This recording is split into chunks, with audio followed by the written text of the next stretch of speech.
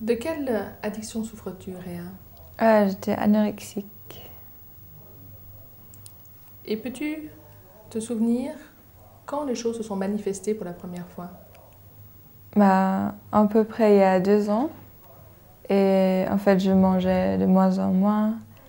Et des quantités de plus en plus petites à des horaires vraiment précises. J'avais peu de flexibilité. Et il y avait aussi beaucoup d'aliments que je mangeais plus du tout. Tout ce qui était un peu graisse ou produits laitiers. En fait, c'était plutôt les légumes ou les fruits, des trucs comme ça. Et même ça, parfois, ouais. En fait, vraiment des quantités très petites. D'accord. Tout ça a démarré sur la base d'un régime? Non, pas du tout. Je suis glissée un peu dedans parce que c'était plutôt par le contrôle de me dire à cette heure-là je mange ou, ou de dire que de limiter un peu le plaisir que j'avais un peu en mangeant. De dire que j'avais pas vraiment besoin de manger cette part de gâteau par exemple, que j'avais pas vraiment besoin. Et après, je mangeais que vraiment ce que j'avais besoin. Après, je diminuais même ça. Qu'est-ce que ça te permettait d'anesthésier comme douleur, comme souffrance? Je sais pas exactement quoi, mais ça me donnait une sorte de stabilité, une sorte de routine, quelque chose que je savais que je pouvais contrôler.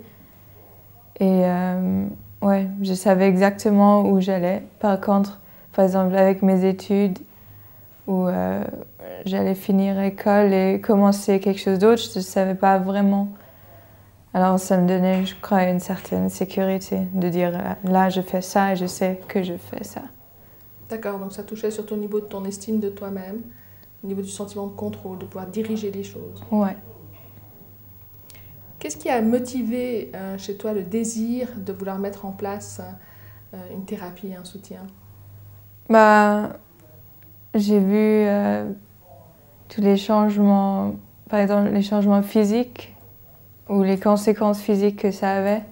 Une très grande perte de poids, de toujours avoir froid, par exemple de perdre les cheveux ou d'avoir mal quand on s'assied sur une chaise ou quelque chose comme ça, ou d'être constamment fatiguée, de ne plus pouvoir me concentrer sur quoi que ce soit et d'être un peu...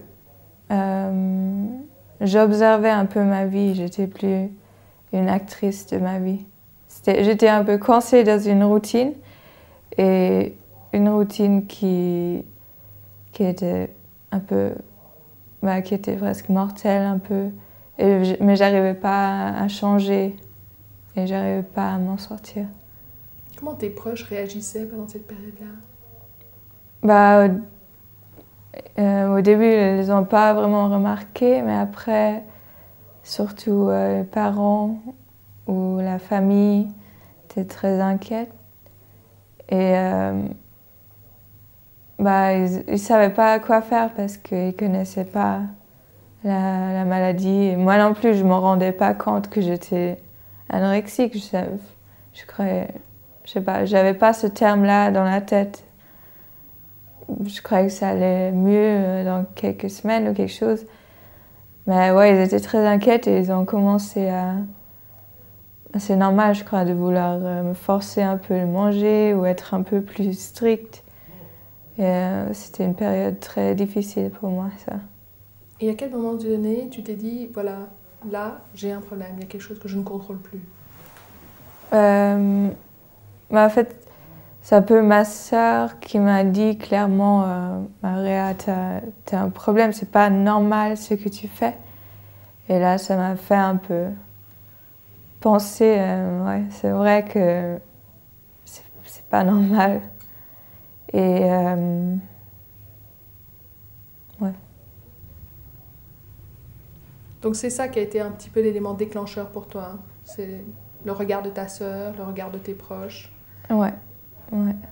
Et aussi, de voir moi-même que ma vie, ça se passait et je faisais rien. C'était toujours un peu la même chose. Et je regardais un peu les événements se passer, mais c'était comme si je le regardais. C'était pas à moi. Et j'étais pas vraiment active. Avant de t'adresser à la clinique à Belmont, est-ce que tu as tenté d'autres types de thérapies, d'autres approches? J'ai commencé par aller à l'ABA, l'association boulémique anorexie, à Lausanne. Et ils m'ont donné le numéro d'un thérapeute. Et je l'ai vu quelques fois.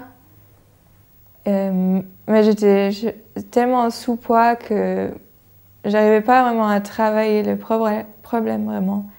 Parce que j'arrivais pas à me concentrer du tout.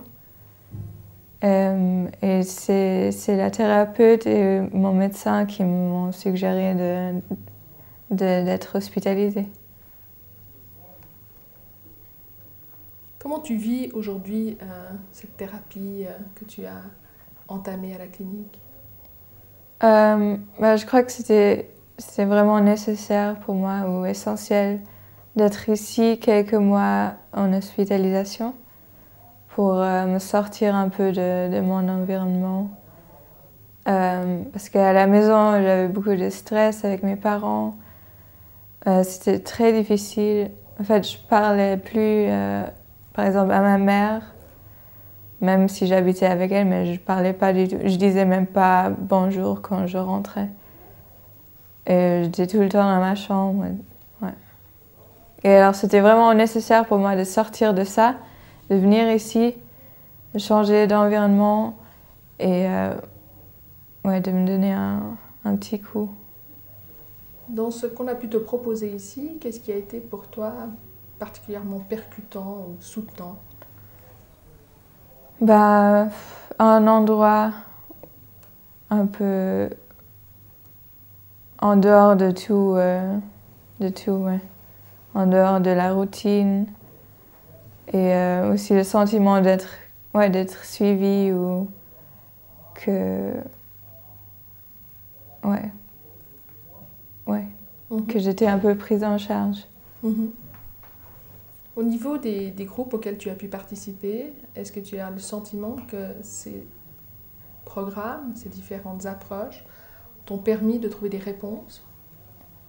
Pas à 100%, mais c'est vrai qu'il y a beaucoup de différentes approches et on travaille à des différents niveaux. Et c'est surtout ça qui est bien ici, je trouve que c'est assez différencié. C'est pas juste une thérapie avec une personne, mais il y a beaucoup de psychologues ici, on parle avec beaucoup de gens et on regarde par exemple la famille ou l'estime de soi. Et ça m'a permis de travailler sur des différents niveaux. Quels ont été tes plus grands succès et tes plus grandes joies? De venir ici et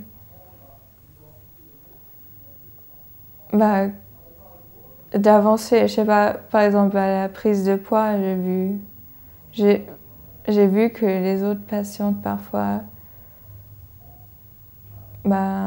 c'était pas la même chose. Et pour moi, j'étais contente de pouvoir faire ce pas. Et je suis aussi contente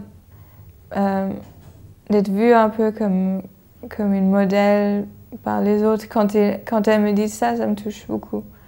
Et je serais contente si je pourrais donner un peu d'espoir ou un peu de motivation aux autres qui m'entouraient ici. Et quels ont été tes moments les plus difficiles? Je crois que les premiers jours, c'était très difficile. Parce que j'étais jamais confrontée à ça, moi, dans ma vie. Et de voir aussi les gens avec des autres addictions. Ou de voir en face de moi ce que moi je faisais, ça m'a... C'était très difficile de voir les autres comme miroir de moi-même. Parce que je m'en rendais pas compte, finalement. Et c'était très très difficile, mais pour moi, c'est ça, je crois, qui m'a aidé de me dire que non, c'est pas moi, je ne veux pas faire ça. Encore aujourd'hui, il y a beaucoup d'émotions Ouais. quand tu parles de ça. Qu'est-ce que tu penses finalement de cette approche thérapeutique que nous offrons ici à la clinique? Je trouve qu'elle est bien parce que vous m'aidez à m'aider, je sais pas. Vous m'avez jamais forcé, on m'a jamais forcé de manger, on m'a jamais forcé à faire quoi que ce soit en fait. C'est juste que on reçoit un peu un cadre ou une chance de le faire soi-même. Aujourd'hui, si tu devais te retrouver face à une patiente qui finalement n'est pas encore prête ou n'est pas encore consciente de la gravité de sa réalité dans cette maladie, qu'est-ce que tu aimerais lui dire? De réfléchir à qu'est-ce que c'est la vie pour elle. Qu'est-ce qu'elle veut. Est-ce que c'est vraiment si important à la fin de manger ceci ou cela? Si on regarde la vie entière, est-ce que c'est ça à la fin? Est-ce que c'est ça le but? Ou est-ce qu'elle veut faire quelque chose d'autre? L'ambition de guérir, en fait. Ouais. Aujourd'hui, Réa, ton avenir pour toi?